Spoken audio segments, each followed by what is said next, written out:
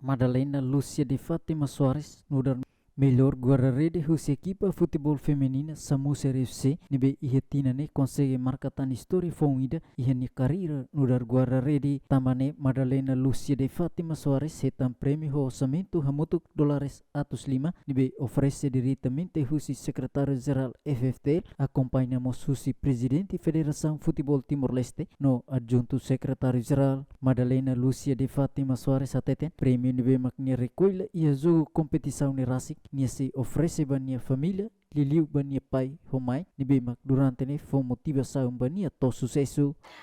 Dia primeiro prêmio dan be makau hetang hau oferece bahana mai hona pai nebe maka durante na acompanha hau usi início hau treino futebol to agora chave maka paciência esforço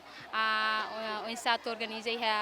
a timnya larang atu bele kekompakan ihe timna atu bele hetang buat bema kita ni hakarak duri hana ba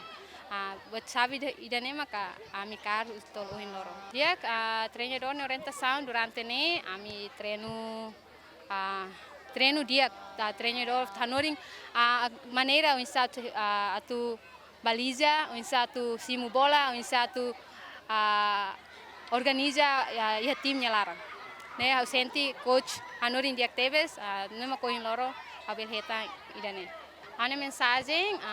labele hamate futebol feto, na fati mantém para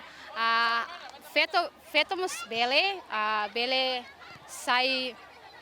jogador bem dia sekarik FFTL na fating mantém halo liga dane o Copa Tirmaika